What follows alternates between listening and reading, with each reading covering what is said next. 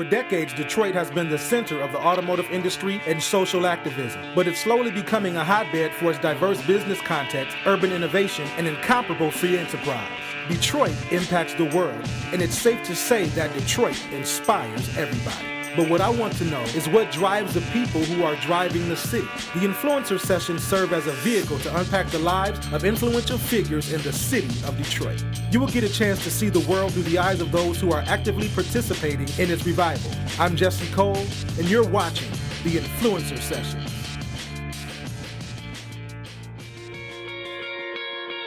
Andre Ebron is one of the rising educational leaders in the city of Detroit. As the Dean for Cornerstone Charter Schools at Washington Parks Academy, he's fostered relationships with community stakeholders and is responsible for creating an environment where students are comfortable being leaders and parents feel invested in the school's culture. When he's not retooling Detroit's educational system, he is an active husband and father and lends his influence to some of the city's most noteworthy foundations. We sat down with Andre to discuss the profile of an effective leader and what he's doing to improve the educational climate in Detroit. On your perfect day, what are you doing on your perfect day? On my perfect day, I am impacting and influencing families and helping people achieve and come to realization of their purpose. I am helping people actualize their dreams. I'm spending time with my wonderful wife and my children, and I'm building kingdom. Good stuff. So Good that's stuff. on my best day. Good stuff. Good. So tell us how you are influencing Detroit. Well, I am a dean of students at a Cornerstone Charter School. We currently serve a population of over 900 students. And there I'm helping to shape and to mold culture and climate. Good stuff. I am encouraging them to know that there are no limitations besides the ones they set up for themselves. Yes, sir. Yes, sir. I'm also a minister at Kano's International Church. Good stuff. I'm a proud brother of the esteemed fraternity Alpha Phi Alpha Fraternity Incorporated. Good stuff, man. And I'm a part of an emerging, you should see this, it's excellent. It's called Buff Connect, Black United Fund Connect. And we're learning to actually take what it is that we do and we get out there, we get young professionals that are looking to increase their involvement in philanthropy. Good stuff, man. So what is your profile of an effective educational leader? Because we're talking about educational leadership today, right? Correct. So what is your profile of an effective educational leader? Well, in order to be effective, the first thing, everything revolves around relationship. I believe that there are three types of people in the world. You have those that are extremely passionate but not competent. Right. You have those who are extremely competent but not passionate. Okay. And then you have the perfect blend, or someone that would make an effective educational leader who is both passionate and competent. Good stuff. So you begin to build those relationships with the students, because the old adage says what? People don't care how much you know unless you know how much you until care. they know how much you care. Right. So you build those relationships with the students and families, and you learn a way to integrate and increase parent involvement. Okay. But then you also have the content to be able to extract the potential, because I don't believe that teaching is something where you're just dumping knowledge into someone's head, but I believe it's the knowledge you provide that sparks that interest, that intrinsic motivation that draws out of them what is already there. Just being transformational. Transformational. Right? Good stuff. Good stuff. So when you survey your life and your experiences and your schooling, what are you most proud of? When I survey my life, of course, my most proud moments have nothing to do with education and learning as far as the formal environment, but it has to do with being a husband and being a father. And and ministry is wherever your feet trod, according to the word of God. Right. But I think that I enjoy my students coming back to me, the ones who I've had. Like, check this out. I had a student come back to me. I was in law school, and I took some time off to do the family thing, and I'm helping to build my family. And he was on my debate team. Okay. And he came back, he said, Mr. Ebron, are you still in law school? I said, no, not at this moment. And I had taught him about not being comfortable and pushing past those limits and doing those things. He said to me, well, I get it, Mr. Ebron. We all get a little comfortable. Wow. And, you know, in my mind, I wanted to say, well, now, wait a minute. Step back a little. little. Hold it, young fella. But what I did was I took what he had to say, because it was the principles I taught him coming right back to me. And I told him, thank you for the encouragement and the motivation. and making strides to go that direction. Good stuff, man. So I would imagine as a dean of students, part of your responsibility is to make sure that the culture of the school matches the mission and vision of the school, right? Correct. So how have you been able to do that at Cornerstone?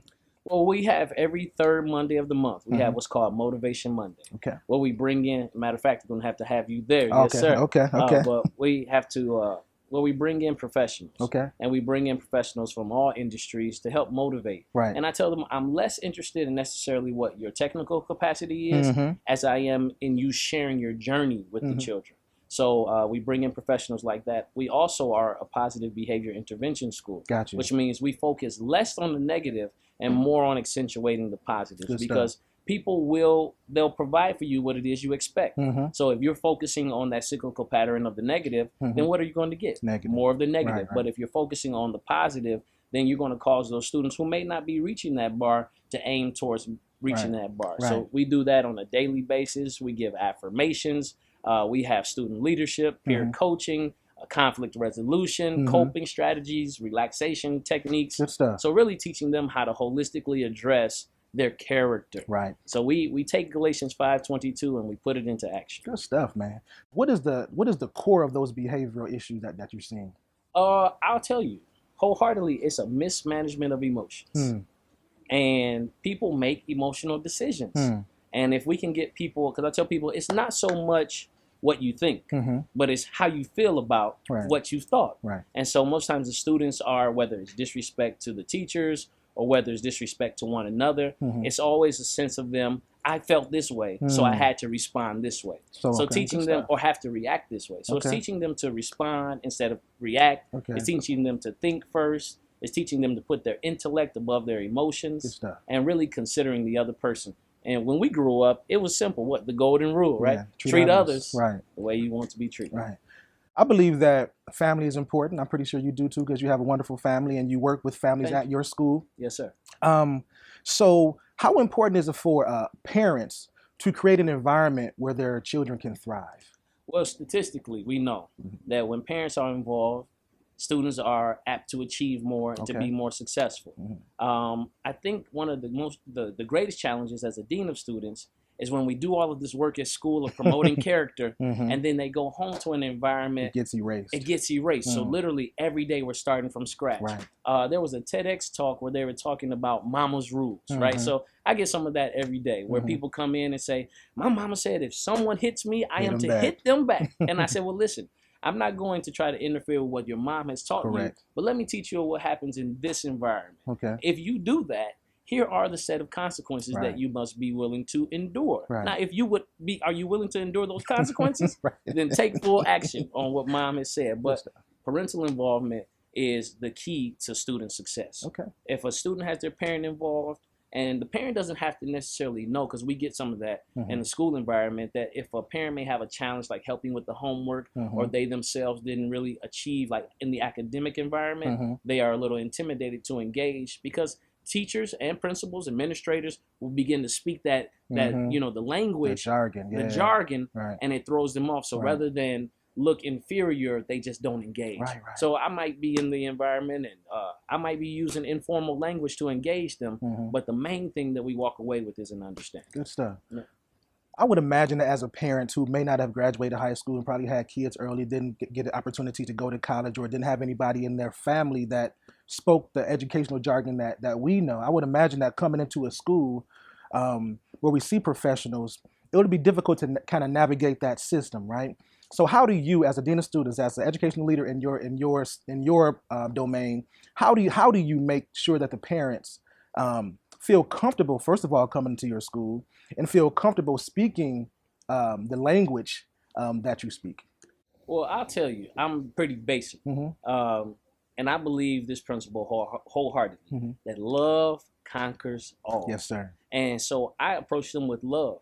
I let them know that I love their children. And the thing is, when somebody loves you and you know that they love you back, you can have tough conversations where you may not walk away with the desired result that you want, but you know the motive is love, so you're willing to receive. Yes, sir. Yes, and so sir. I love my parents. I love my students. I'm an advocate first. My background before going into education was human services. Good stuff. And so I've worked in foster care capacity. So I understand that, and I tell them there's nothing you can tell me that would make me look at you differently. I value you wholeheartedly just because you live and breathe air, you know? And so when they know that you value them, you value their input. Yes, sir. Because I'll tell you honestly, do you know it's some educators or administrators who believe that just because the student's not achieving or they may not have everything, that parent doesn't love them. And that's not true. Wow. Because the parent loves them, but they may not have the capacity or resource to provide for them. Wow. So we as advocates in that educational environment, we must partner with the parent to say, you know what, you're the resident expert because this is your child, but we're just going to help you do for your child what it is you envision. Right, right. I'm on their team. Good stuff. So when you look at our educational system here in our city, what are you most proud of? I'm most proud of the teachers that get on the front line every single day. That teacher that comes early and stays late. That teacher that brings in Vaseline and soap, and that teacher that views those children with value. Good stuff. I'm most proud of that because when you wake up every day, and you know in the teaching profession, it's definitely not about the money. But it has to be about empowering our children. Yes, sir. I say our investment in our children is securing our future. Yes, sir. It's not that our children are just our future, but the way things are moving now, our children are our present. Good stuff. Our city is producing some great leaders coming up, right? Yes, sir. And I'm excited about these next 10, 15, 20 years because I'm seeing young people who are not only passionate about their dreams, but they want to get the skill set to be able to be effective, right? Correct. And so when you look at this next generation, what can you say to them to empower them even more to continue to be those, whether educational leaders or entrepreneurial leaders, but to be a leader in their own domain? Simply about your thinking. Be willing to be the smallest person in the room in order to grow, and be willing to be the largest person in the room in order to teach. You have to be fluid. Become all things to all men. Right. You might save them. For me, it's all about the biblical background. In Proverbs, it says, "As a man what thinketh in his heart, so is he." So I would tell them, be mindful of those that you allow to influence your eye gate, your ear gates, what grows into your heart. Because out of your heart is going to flow the issues of your life. Don't necessarily always be so focused. Have that work-life balance. And I tell them like this. I said, it's not what are you going to do when you grow up that I'm so interested in. I'm more interested in who are you going to become. There you go. Because if you can get down to the who you're going to become, the doing is easy. Yes, sir. Yes, sir. Work on being and not work on doing. Yes, sir. Good stuff. Sir, I appreciate you being on the show today, man. I really thank you. Oh, yeah. Thank you for the invitation. You gave us some good stuff today, man. I really hope that who's ever watching this episode, that you would take what Mr. Ebron said and apply it to your life. These are seeds of greatness, seeds from the Word of God, seeds from His experience. Take it, apply it, and watch transformation will happen in your life. Remember that what you want to become depends on your willingness to become it. Have a great day.